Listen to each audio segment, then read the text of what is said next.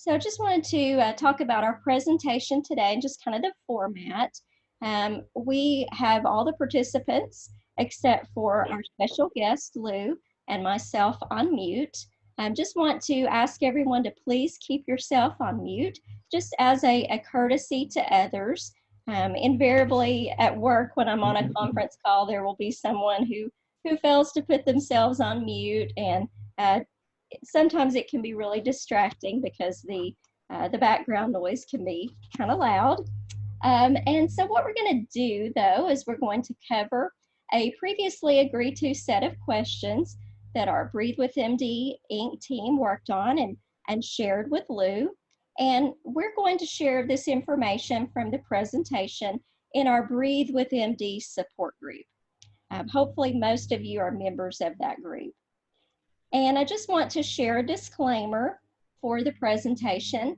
Not that you would, but please don't use this presentation as a substitute for medical care. And today's discussion with Lou is being offered as experience-based tips. And so at this time, I want to welcome our special guest, Lou Saporito. He is a registered respiratory therapist, an RRT, with over 40 years of experience. He's created many of the non-invasive respiratory management techniques that permit people to avoid respiratory failure, hospitalization, intubation, and more. He has been the technical director for the New Jersey Center for Non-Invasive Mechanical Ventilation and Pulmonary Rehabilitation since 1992. Welcome to our call, Lou. We are just so appreciative that you could join us today for this. Well, thank you, Andrea. It's a pleasure to be here. And I just wanted to start out by saying that I had a chance to look over the site. Dr. Foy had brought it to my attention a few months ago, and I never got around to looking at it. And I did yesterday to use it pretty well. And I have to say, the site, Breathe with MD, has a very good grasp of most of the techniques that we teach and encourage people to use everywhere. And so it was very helpful to see all that, a lot of it in your website. And before we go directly into the questions, maybe I could clear up a few minor details, if I may, Sure. concerning your site does distinguish between BiPAP and ventilators, and then maybe a few words about them. Yes. Yeah, ventilators, we generally recommend using an actual ventilator, portable ventilators, which have internal as well as external battery potential. And ventilators will switch automatically in the event of a power failure. Someone using a ventilator in the middle of the night, even if they are only just nighttime ventilation, it's not much, it's a bit of an inconvenience to wake up to a machine that's not functioning. That's what happens with a BiPAP unit. It will not switch over to alternate source of power. Ventilators will also alert you with an alarm to tell you that there's been a switch over in power. But that being said, BiPAPs can be used as ventilators, and you very well did outline that BiPAP should be used if it's going to be used at a high span. There are IPAP and EPAP settings, are the two primary settings. IPAP being the inspiratory phase, which delivers air to boost and give you a deeper breath. We're talking about people that are weak from various neuromuscular conditions. Don't have normal ability to breathe. So that inspiratory pressure will still function to deliver air and improve ventilation. The EPAP, the problem with BiPAP is that you cannot turn it off. It is seldom needed. The minimum you can turn it down to is 4 on most machines these days on BiPAP. It's okay. It's better to have it lower. It'd be better to eliminate it altogether. And you can do that on a ventilator. You can go to 0, which gives you a better feeling of when you exhale. The air, normally we breathe in and then we exhale passively. We relax. With EPAP on, there's a steady flow of air, and you're breathing against a pressure gradient. The other drawback to BiPAP is that it is a pressure-only setting ventilator. So you're setting inspiratory pressure to deliver air up to a point where it cuts off and hopefully you've gotten enough of a breath at that point. Now, we've seen people use BiPAP for many years and they've done okay, but if they come to us after years of using BiPAP and we're just meeting them, we find that they are beginning to get stiff if the lungs are not expanded. And I'm going to talk a little bit about that before we jump into the questions also, if you don't mind. So BiPAP, you can go to that same pressure, and if you try to do what we call air stacking and go to a second breath, you hold the first breath and then add a second breath, you can only go to the same pressure. You're not. The only way to improve that would be to turn up the pressure on the BiPAP settings. They're not too easy to set usually. So what happens is that many times people are told that they may need a ventilator because they're approaching many hours of usage on BiPAP, and the ventilation is not so good anymore. The CO2s are still rising, stats are not so good, and it could be mainly because their chest is stiffened because they've had the same pressure delivered, but as the chest gets stiffer, that same pressure will deliver less and less air over time. Okay, so people should be aware of that. Now, we can get around that many times by giving them, if they're continuing with BiPAP, we will give them a simple device, an ambu bag or a manual resuscitator, which is technically a volume device. So we teach them to do air stacking with that. It's a simple device, a simple technique. People can hold breaths. We usually recommend that they do about 10 stacking 3 or 4 times a day. And they want to hold as much air until it gets actually a little slightly uncomfortable. But then as they work at it, it gets better. And we actually measure this number along with our assessment. We measure how much air people can hold using a volume device. If you're already using a ventilator and you're set in a volume mode, you can simply use a mouthpiece on the ventilator circuit. And if you're people that don't have hand use, they can actually be independent and use air stacking from the ventilator in the daytime. So that makes it a little easier, and volume is what you really need for air stacking. Now, Andrea, I think I noticed on some of your Ask Andrea things, you mentioned that you do use your cough assist a few times a day, even when well, not to clear secretions, and that's good. That's an alternative method of expansion. What we're trying to do is provide hyper expansion to the chest. And, we sometimes compare it to people that are in wheelchairs, that are not ambulatory. The knees and the ankles can stiffen. And what you do is range motion. Most people do this, I'm sure, where they just stretch a few times a day to keep the limbs flexible. Well, we like to say no one gets sick or dies from a stiff ankle or knee, but you can have more complicated care as far as breathing goes if you have a stiff chest. If the chest can't hold air adequately, you're at risk of having poor ventilation and poor ability to cough. The cough assist uses pressure, and it's okay because we use higher pressures on that than we would on the ventilator or on BiPAP. And you can get a decent breath from that, and that can serve as an alternative method of hyperexpansion. We use the cough assist to give a deep breath, and then it clears by providing negative pressure. A cough is a deep breath followed by forceful exhalation. So that can be done by air stacking, and then people can also do an abdominal thrust, and that will also clear secretions. Okay, so these are important factors. We want to have flexible chest. You can have reduced vital capacity. The muscle strength can decline over time, but as long as your oral muscles are in pretty good shape, and most of our patients do have that, you can use air stacking and give yourself a good stretch 3 times a day, and that will preserve chest compliance or elasticity. And everything works better from that point. Even if you're on volume ventilation, if you're not doing stretching periodically, air is going to follow the path of least resistance. As the chest stiffens, air begins to leak gradually over time more and more around whatever interface. And you can pull tighter on the straps and feel it better, but you reach a point where it gets uncomfortable and there's breakdown of tissue. Some centers will tell patients, oh, your nose is breaking down, your face is getting sore, you're approaching 24 hours of need. So now it's time for a trach tube. And we totally avoid that by giving patients a good stretch to the chest several times a day. So we teach that, we encourage that, and we do measure that.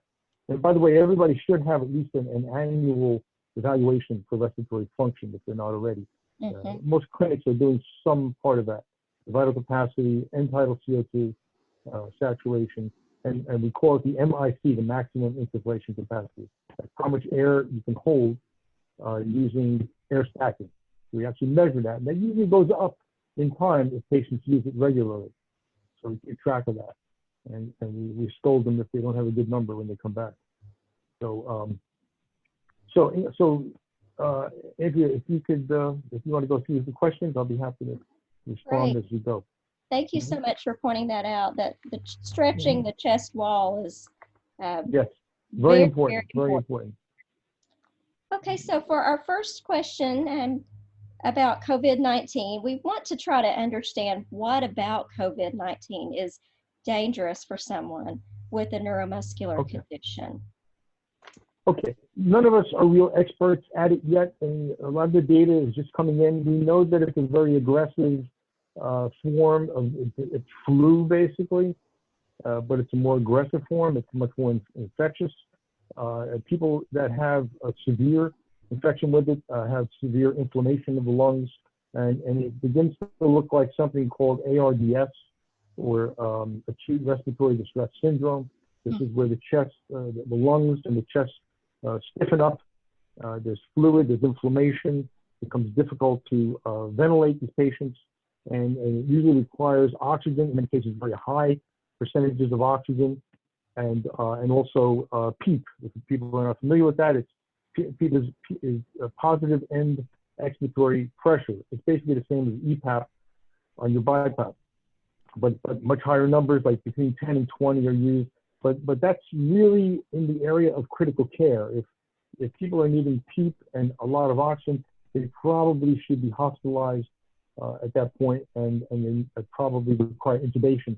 PEEP does not work well on non-invasive ventilator systems. A lot of the air leaks. It's not effective. It doesn't penetrate deep into the lower airways, which is where it's intended to help. PEEP will help keep the alveoli dilated, and also keep the airways that are inflamed somewhat dilated, so that ventilation can proceed better in very inflamed lungs. So again, having a chest in advance that's flexible, because you've been practicing air stacking, and having the access to a pulp assist, okay, that will help reduce the danger of COVID-19. It's basically, you know, we generally tell people that call us when they're having a cold or a mild flu, the first question I ask is, what is your saturation? And they right away get their oximeters out and tell us that if it's 95 and above, which is normal for anybody, then they're okay. Now, normally people begin using their ventilators more when they get sick, because they feel short of breath. A flu or a bad cold will make you feel weak, more weak than usual, and you'll feel the need for ventilation more. So that supplements the ventilation ability. So in a sense, ventilators kind of give patients with neuromuscular conditions, ventilators and BiPAPs, give you an equal footing with the rest of the population that's not using ventilators, because you have the ability to supplement your ventilation needs as you're getting sick. Now, we tell people not to use oxygen, not to rely on oxygen, because it only blunts the response. You need to understand why the saturation has gone down. If it's inadequate ventilation, we recommend turning the ventilators or the BiPAP settings up, the inspiratory part of the IPAP on the BiPAP machine, or the tidal volume. By the way, ventilators can be used in pressure mode. There are pressure modes on most ventilators. So you could basically come up with basically a similar situation to using BiPAP, but with a ventilator and with the EPAP turned off. We don't use it frequently. Mostly it's used on patients who have a problem air swallowing with volume use. For whatever reason, if the pressures get a little too high when they're sleeping and they swallow air and it bloats the belly up with air, then we will convert them to pressure ventilation and just experiment with the right pressures to give them adequate ventilation, and that usually works out fine. But we tell them to hold off on oxygen and correct the saturation using additional ventilation. And by the way, the orders for ventilators and for BiPAPs should be a range. If you're on BiPAP, it should be a range of, say, 15 to 25. that's what the doctor's order should be. This way it gives you the leeway to make adjustments when you're sick and to meet your needs as they arise. You don't want to wait for a therapist to come from a home care company just to make an adjustment. We usually, on the prescription, write, instruct and allow patients to make changes to their equipment as prescribed. And on the ventilators and volume, there's a range of, say, 800 to 1,500, for example, a broad range. This way, you can adjust that as needed. And people should be knowledgeable on how to make these adjustments. And of course, you would talk to the company and you would inform the doctor what's going on. So if oxygen becomes necessary because the ventilation has been increased, you're using your cough assist, and you're clearing whatever secretions are arising. And by the way, I'm not sure about COVID, how much secretions. I imagine there's quite a bit, but you're using cough assist, you're clearing up, and still the saturations are not good. And if the baseline is deteriorating over time, if one day you're at 93 to 94, it goes up a little bit using the cough assist, comes down later, you use it again, that's okay. But if the baseline is, if you can't get above 92, let's say, a day later or 2 days later, and you're declining daily no matter what you do, we usually tell people at that point they should be thinking about coming in for acute care. To come to the hospital, or if it's a clinic day, we'll tell patients to come and see us during that clinic, and we can evaluate them there and decide if they need hospitalization. But if you're starting to need oxygen, you're very sick. Now, I have to rethink that a bit because telling people that are having mild desaturation, not severe, but still mild, to go to the hospital, right now we don't know. Everything on New York that's on TV is very severe. Local hospitals, we're not sure. We know there are a lot of COVID patients in just about every facility. So telling someone to go to the hospital at this point it may not be good advice. You may be negative, you may just have a regular flu or a cold, and going into a hospital setting, you could wind up picking up COVID-19 as a result. So we don't know if that's good advice. I would tend to hold off, and if people have oxygen at home, with the advice of the doctor, myself, as we evaluate, as we go with patients that we know, we might say, I would add some O2 at this point, but things get more severe. You really have to plan on getting into the hospital and trying to get an ICU bed. And you may have to face the fact that you need intubation. We occasionally recommend intubation for patients that have a really bad pneumonia and it's not getting better. So if they come to our facility and we're not making any headway with antibiotics and the saturations are so bad and it's a struggle and the cough assist is being used every half hour, we many times, it's not too often, but we will sometimes recommend intubation. And then we know that we can, once the patient is better, we know that we can extubate that patient back to their non-invasive ventilation. We know that they have a history of using it, they're good at it, the family's good at it. So we have control of that situation and it's okay. Other facilities may not, once they intubate you, they'll usually tell people they need trach tubes if they can't wean them from the ventilator. And we have people that have been ventilator dependent for many years and they go into a hospital and eventually when the pneumonia clears, somebody's trying to wean them from the ventilator. That happens often. And we tell families to put the doctors in touch with us and we'll try to guide them through it. But the normal protocol is to wean people before they take the tube out. We do the opposite. We take the tube out when you're better and you have a normal saturation and put people directly back to their non-invasive ventilation. Okay, so yes. So I was just going to say, as hopefully none of us are going to contract COVID-19, but if we're Right. trying to be proactive, we're trying to think of, what things that someone might be able to do in advance related to their respiratory care that they could do now. Stay home and stay clean. Totally avoid. Everybody's here.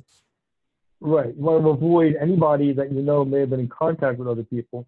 You want to keep the household, very, very sparse. Just keep distance and keep everybody in and only associate with the patient people that are not symptomatic, don't have a temperature, and most likely have not been in touch with anybody that has COVID. So prevention is really the key here. There's nothing else that I know of that would be, other than, again, back to, a flexible chest. You have your equipment. Many people have ventilators and BiPAP already and cough assist. If you don't have a cough assist, you can air sac, and then someone can do an abdominal thrust that was mentioned on your site. Very, very good. Abdominal thrust many times can give you a very effective cough after you get a deep breath. Okay, you have to have both. You need a deep breath and forceful exhalation. The abdominal muscles are what provide the mechanism for forcing the air out.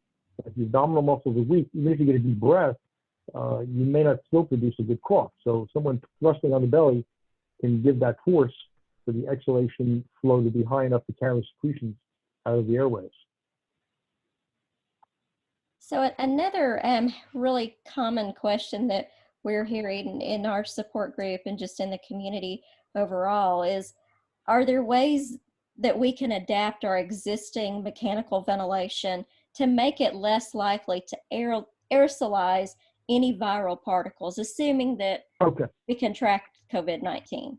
Right. If the person ventilator uses is sick with COVID and that's confirmed or suspected. For a ventilator, it depends on the ventilator and the type of circuit. Ventilators use what are known as active circuits, and it's what we recommend in good volume settings with that. The exhalation port where the air comes out, many of the circuits have like an elbow, which has a port which you can put the same bacteria filter that you're using on the side, on the output side, that connects to the circuit from the side of the machine. It's a bacteria viral filter. It's also used on bypass. One of those could be put on the exhale port of the circuit. Not all circuits have that ability though. The LTV circuits on the 900, 950, and the 1150 do not have that. It's kind of a multi-port opening on the exhalation valve. What you could do is wrap a surgical mask, or you have an N95 mask. Surgical mask would do. I would wrap that around the valve, and as the air exits, it would trap any particles that are coming from that. That can be addressed. On BiPAP, you also could use something called an HME. Maybe some people are using these already on ventilators, and they're sometimes used on BiPAP. An HME is a heat moisture exchanger. It's a filter material, and it's put up close to the interface, the nasal or the face mask. Or if you're on trach ventilation, it can be used. It's more commonly used for trach ventilation, actually, and it works quite well. There is a version of that called the heat moisture exchange filter. So it's a combination of heat moisture exchanger plus filtration. So it'll filter out on exhalation. But the way an HME works is it takes moisture from your exhaled breath and traps it in a filter like material, and then regenerates it back to you on the next breath that's delivered from the ventilator. But that in itself does not stop bacteria and viruses. You would need the combination, which has a barrier that will also stop the bacteria and virus. So that could be used on BiPAP as well as ventilators to protect the environment from exhaled viruses. Yes, absolutely. And then just kind of going back on the advanced preparation, thinking in terms of if we were to develop this, would it be a good idea for someone to ensure that they have a working pulse oximeter and maybe even a separate, in addition to cough assist, a separate suction machine? Suction. I ain't doing that. Yeah. I think someone has their mute off. Someone got in. Okay, it's a good question though. It's a good reaction. No one wants to have suction catheters stuck down their throat, nose, or whatever. What many people do is they'll use a cough assist. They'll bring up secretions, and depending on your strength, I mean, you can once you get it to your mouth, it can be spit out of tissue. But many people use suction machines with an oral, what's called a yank hour tip, or even a suction catheter is okay, but it's only used to clear the mouth, only in the mouth tongue area. Rarely do you have to go deep into the throat.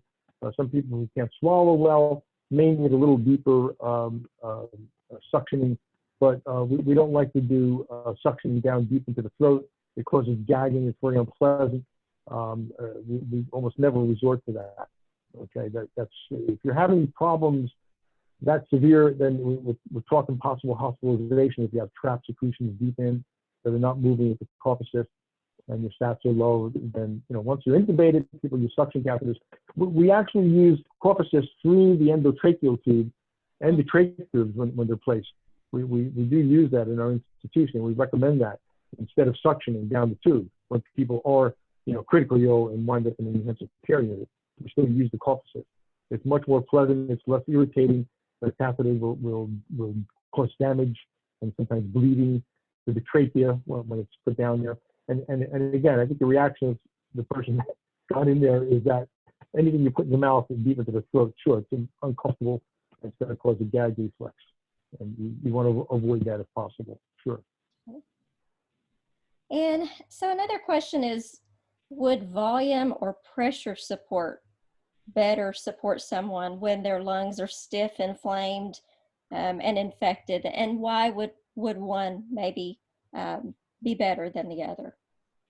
Yeah, it's a good question. You can accomplish the same thing. When you deliver volume, it generates a pressure. Okay, the ventilators have a pressure manometer. So you're delivering a certain amount of volume, say 500 cc's for a normal tidal volume. If you're intubated, we use much bigger numbers, usually over 1,000 for people on nasal or mask ventilation. But that generates a pressure, and that's visible on the ventilator. Typically, it's in the 20 range, 15 to 20 range for people that are well. Now, if you're using pressure, you're delivering pressure so that you're getting an adequate volume. Okay, so one can deliver the other. Okay, so you can accomplish the same thing with both machines. And there's not a big advantage to which type you use. Again, when people are critically ill, the expiratory pressure starts to get used along with high percentages of oxygen to keep the lungs dilated. You don't want to expose people's lungs that are very inflamed and very stiff from the disease or any bad flu or pneumonia. You don't want to expose them to too high of a pressure. There's something called barotrauma. If you're delivering high pressures or high volumes, which generate high pressures, you're potentially causing damage to the lung tissue. If you're in the pressure range of, say, 40, 50 centimeters of water pressure, whether it's delivered pressure or delivered volume, which results in that kind of pressure, it can cause damage to the lung tissue itself. It's an opening and closing of the airways, and it causes some damage. So what typically the strategy is when people are intubated and in the hospital and using very high pressures, they will try to limit those pressures to 30 or 40 and actually allow the carbon dioxide to be abnormally high, maybe as high as 50. It's called permissive hypercapnia. This is getting into critical care stuff, but you should be aware of this. You're not about to start doing this at home, at least not now. Although I know of one father that was in touch with me said that he was going to look into the possibility of having his son intubated if it came to that. In fact, they live in New York City. So I said I thought it was crazy, but I understand the concern that maybe there won't be a bed available. Maybe they couldn't get into critical care. Mm-hmm. But the strategy is to keep the pressures reasonable. You don't want to use too high a percentage of oxygen. Anything beyond 40 or 50% is also associated with some damage to the lung tissue. Oxygen can become toxic. It can cause scarring or fibrotic changes to the lung tissue for prolonged periods at high percentages. So PEEP is employed as a means of enhancing oxygenation by dilating the alveoli, and that causes more surface area to be exposed to the incoming air and oxygen, and it allows the overall pressure, the peak pressure, to be kept at a reasonable level until the patients begin to improve, and then those high percentages can be brought down and the peak can be lowered, and then hopefully people are recovering from that. Okay. So again, we're kind of crossing the bridge into critical care, and it's hard to argue that people shouldn't have some oxygen equipment at home if things got bad and they were concerned about going directly into a hospital. I would be a little reluctant myself to say, okay, let's go to the hospital. Normally you tell people, stats are getting low, nothing's working well, come in, even if we met you in the emergency room, you get a chest x-ray, you get some antibiotics started, and we may be able to turn you right around and go home and continue what you're doing. Typically, hospitals are not going to have the equipment that you guys already have, a portable ventilator, and especially the cough assist. Many facilities do not even know what a cough assist is. Right. So you may have experienced this already, going to a hospital and they have no clue. So you should always bring your equipment with you. Now the portable ventilators for home, now we're talking about oxygen. If you did want to start supplementing oxygen when nothing else is working, the best you can do is about 50, maybe 60%, because it's low flow oxygen that's being bled into the back of the machine at the intake. So it's diluted, and you would use a machine called a concentrator. And most concentrators go up to about 6 liters per minute. Okay, there are a few that go to 10 liters. They're pretty rare, but they do exist. So you're limited on how high a percentage. That may be enough to get people through this until they either start to recover, or if they continue to worsen, they go to critical care. The hospital ventilators, and actually some of the portable ventilators that are hospital versions, like the LTV has a model 1200, which by the way is a big part of the national arsenal of ventilators that are stored somewhere. But they found that half of them were not functioning because the contract expired and nobody renewed it for servicing those machines. But they have what's called a 50 PSI hookup. So it's the same hookup that the hospital ventilators have, where they hook up to the oxygen in the wall outlet, which is at 50 pounds per square inch. It's high pressure oxygen. And now the machine can go as high as 100% if needed. And that's rarely used for a long time. It's used briefly. When people are not doing well and the saturation does continue to be pretty bad until they can improve things, they will use 100% oxygen, but they will quickly try to back it down. So you can get those percentages on the common home portable ventilators or BiPAP. BiPAPs don't have an actual hookup for oxygen. We usually add an adapter. It's called a pressure line adapter. It just fits on the just after the filter on the side of the machine. It's an adapter that fits on that has a little nipple, sticks out, and low flow oxygen from a concentrator can be used on a BiPAP if necessary. And okay? I've got on screen a couple of photos, an LTV 950, the inlet for where the oxygen valve port goes, and then the Trilogy 100 has kind of a white with silver. Yeah, that's an optional piece actually. Well, it's a separate piece, I should say. It comes with the machine, but it's not always installed. On the Trilogy, it's a white adapter that snaps into an adapter, and that allows you to hook up the same as the LTV. Yes, it's a low flow inlet. There is a Trilogy 202, which has 50 psi, as well as the LTV 1200, which has 50 psi. But again, these are hospital version ventilators. They do have PEEP. Both machines are capable of PEEP. The LTV has PEEP on the exhalation valve. There's an extra. There is an 1150 model that has built-in PEEP, but it's still pretty limited. I think the maximum is about 20 on it. So, but again, those machines are not built for 100% oxygen, or high percentages, I should say.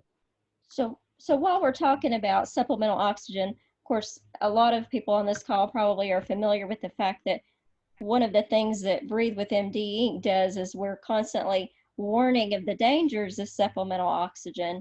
But try to explain, if you can, just why it would be a different scenario, with COVID-19, why we would potentially need supplemental oxygen bled into our mechanical ventilation during a period of time when our lungs are infected and inflamed, why it would be okay and appropriate then.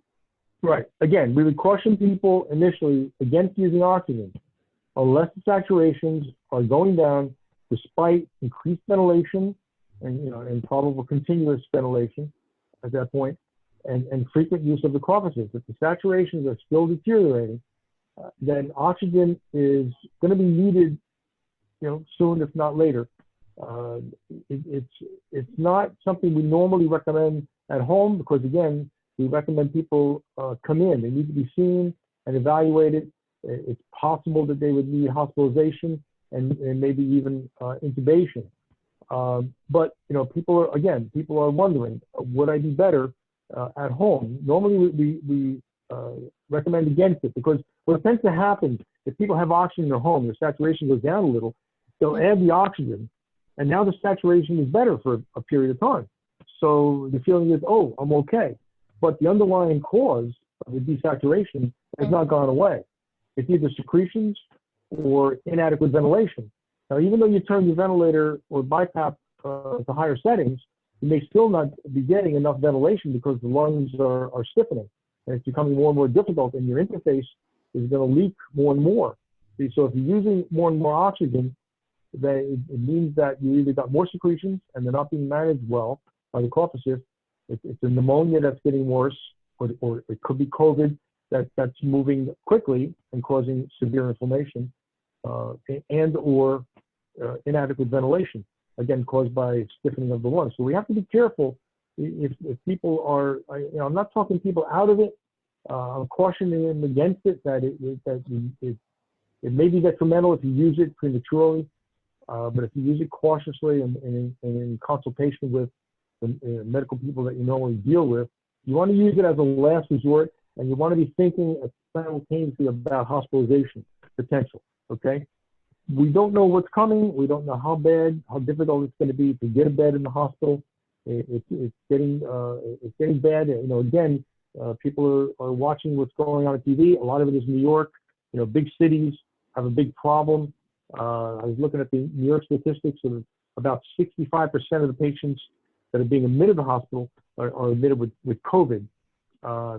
In the outlying suburbs of just New York, that drops quickly down to 20% of the patients being admitted.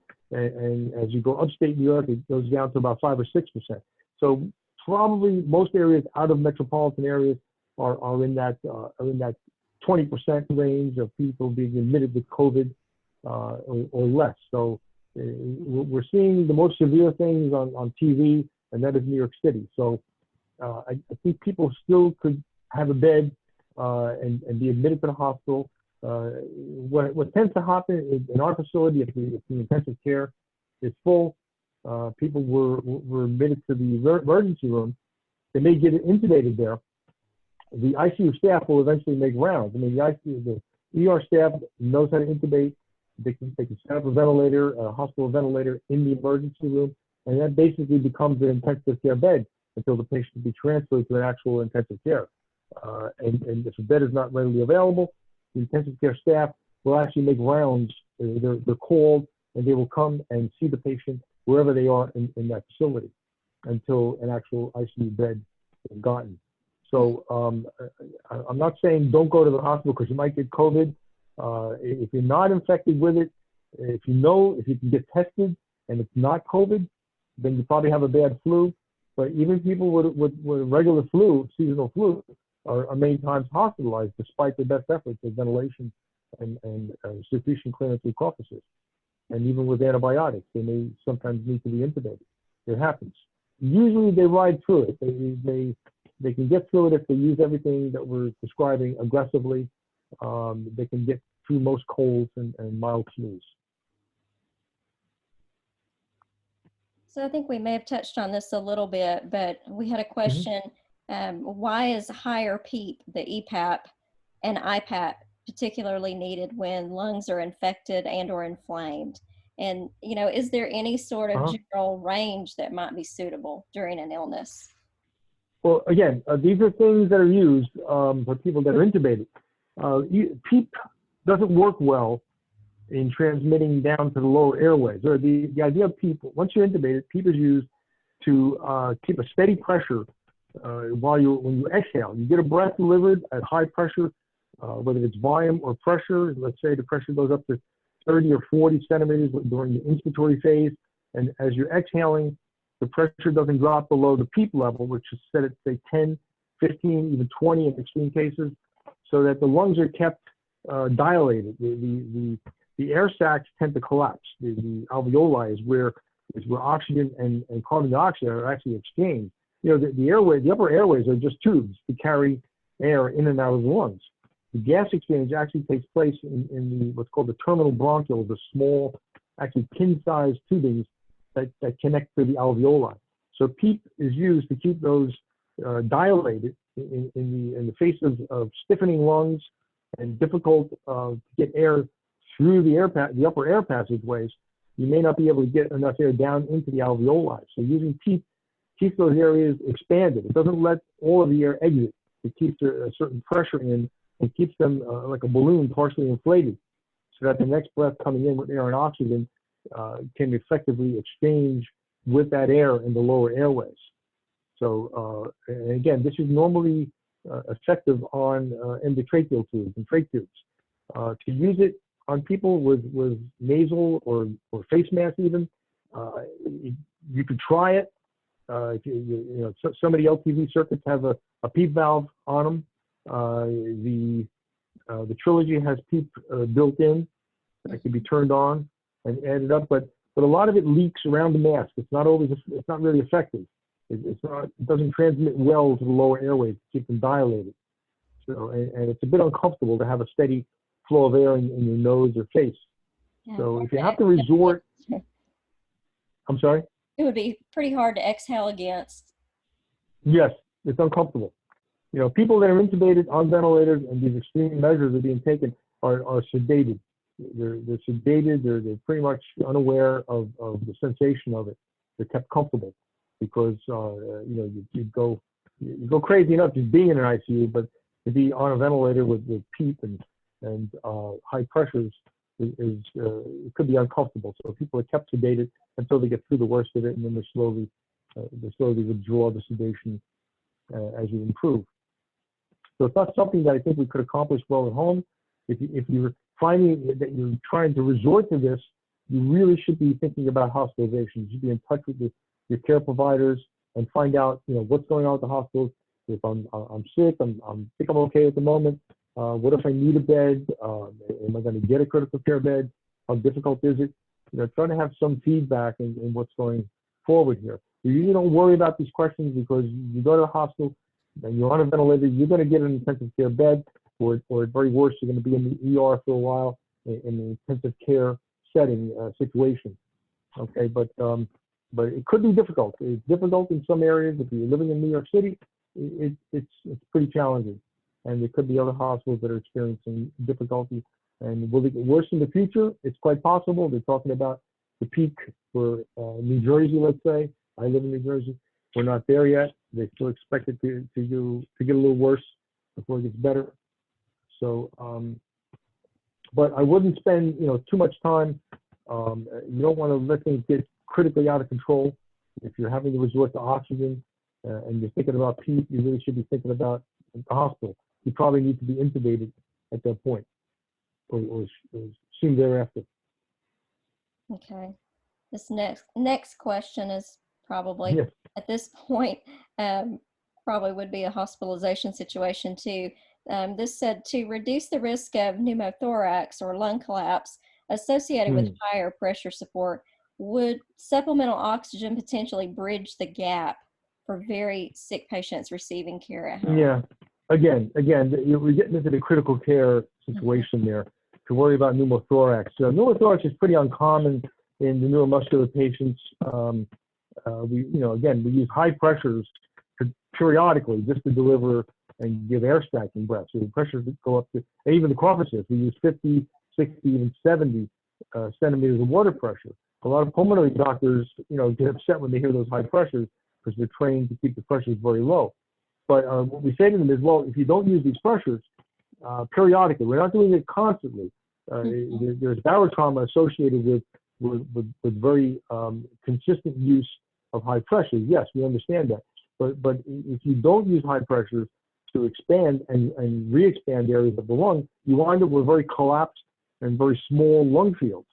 If you haven't been doing any of these expansion techniques, hyper-expansion techniques, you wind up with collapsed lungs anyway. When you worry a pneumothorax is a collapsed lung, usually when there's a break in the lung tissue that allows air to pass, through the lung and into the peripheral space outside of the lung, between the chest wall and the lung, and that is normally a sealed space, and that causes the lung to kind of shrink up and collapse, and they'll have to put a chest tube in to drain the air out of that space so the lung can re-expand.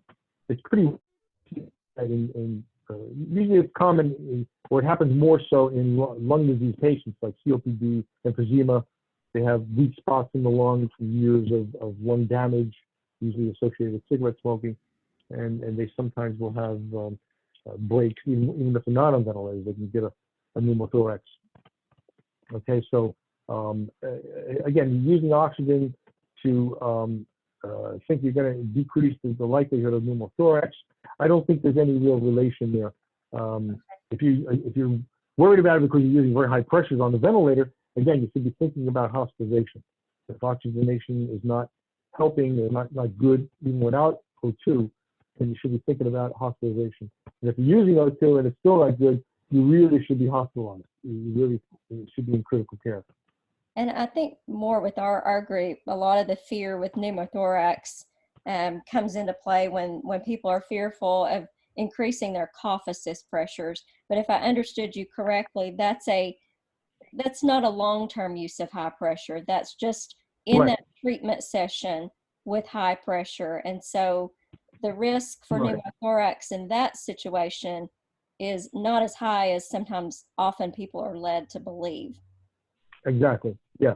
There's more to be gained by using high pressures periodically. It's only a few minutes, several times a day, 3 or 4 times a day is all it takes to keep the lungs expanded. And the amount of benefit far outweighs any risk of pneumothorax. And we never see it.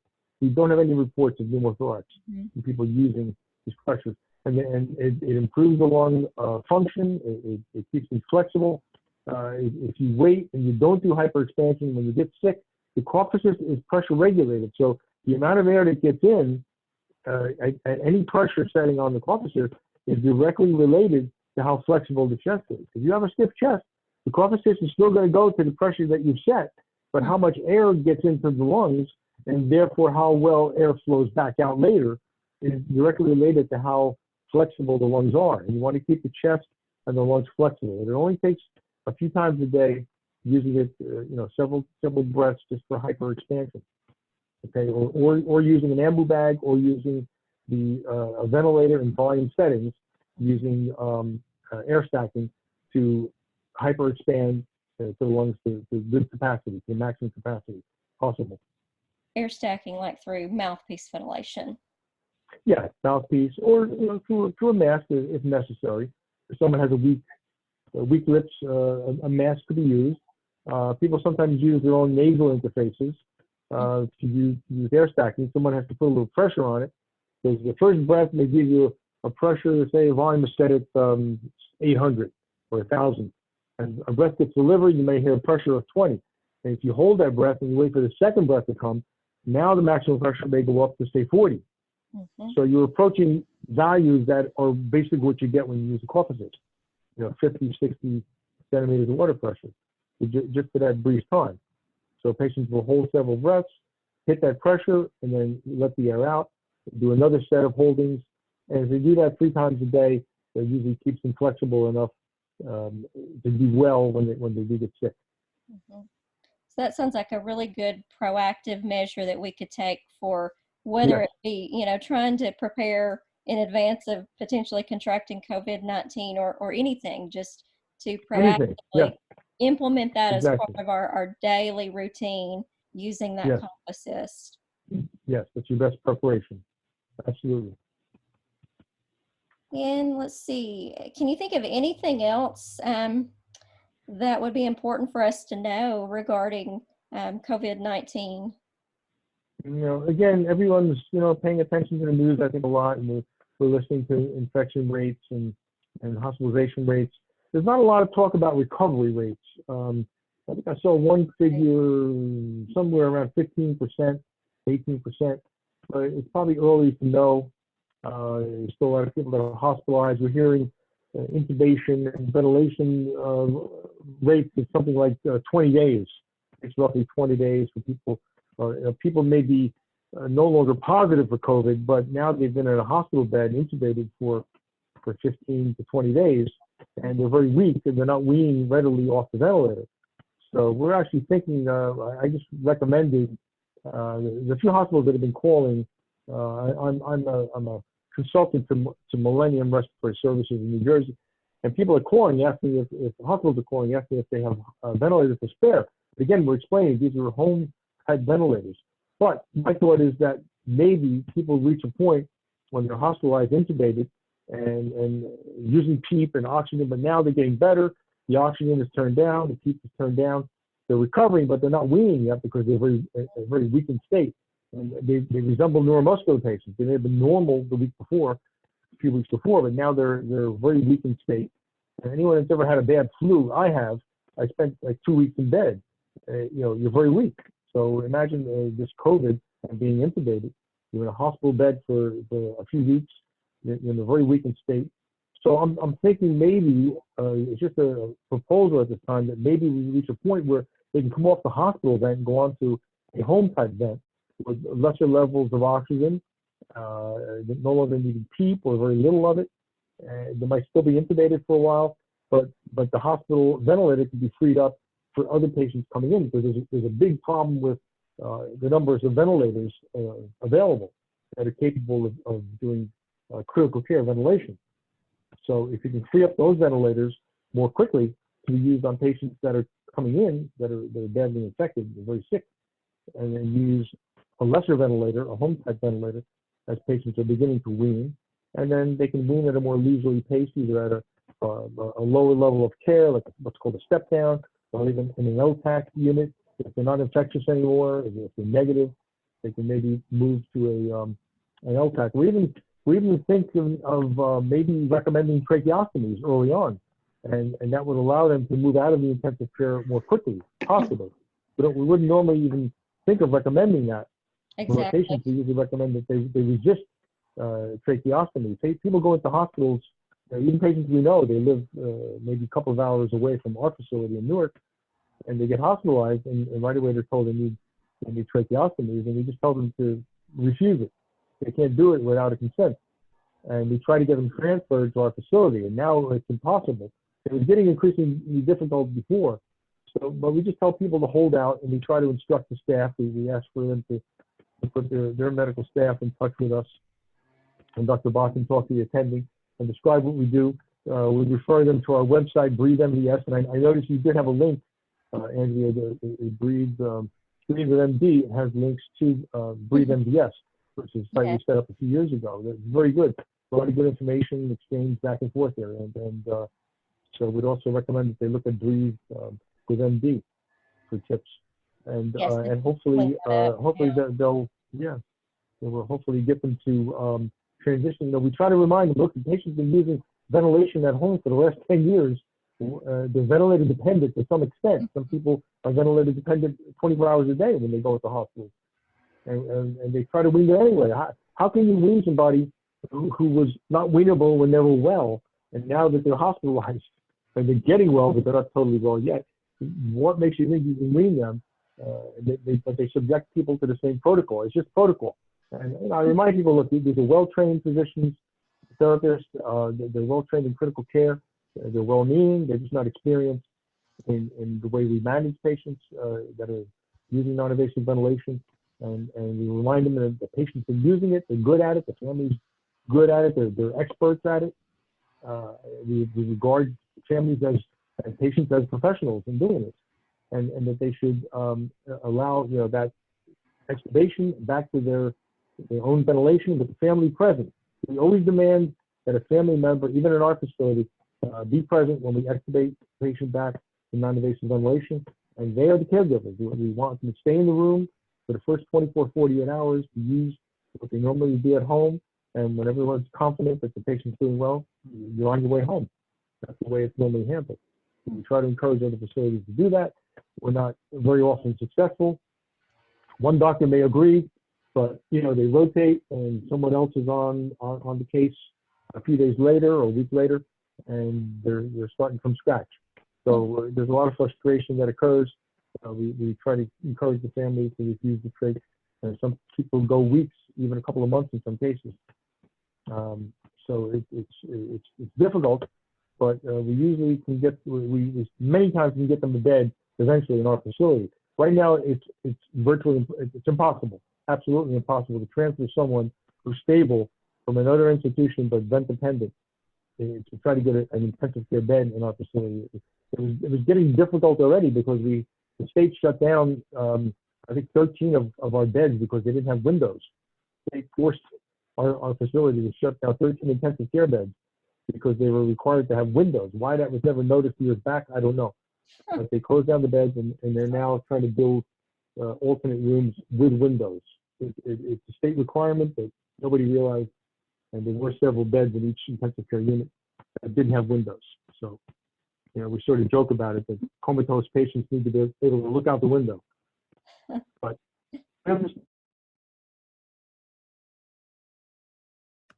they have daylight and orientation. So, but it put us at a tremendous disadvantage, and now the COVID disease has made it even more difficult to transfer patients to our beds. And hopefully everyone that's on the web portion can see, I did pull up breathenvs.com. This is the website he was referring to. It's got lots of great information that you can review to learn more. And I think we decided on Breathe, NVS, for non-invasive ventilatory support, to distinguish it from BiPAP. But most of the articles published over the years, like pulmonary people, are involving BiPAP, which can do the job, but typically it's set at 16/10 or something like that. Usually high EPAPs and not adequate IPAPs in many cases. Sorry to interrupt you there, but I thought I'd mention that. All right. Well, I think we're just about out of time here, and we got through our questions. And I'm just so thankful that everyone could join us, and again appreciate you sharing your time with us today, Lou. Yeah. And we will put some items together here from this, and get this shared with the support group, and hopefully. Hopefully everyone will stay healthy, and we won't need all this information about COVID-19. Extreme. Yeah. It's been my pleasure, and again, it's a great site. Breathe with MD. You've got a lot of very good information. You made my job a lot easier today. Let's say, so a lot of the good ingredients are already there, and you can also consult with Breathe MDS for additional information. All right. Well, thank you again, and okay. We'll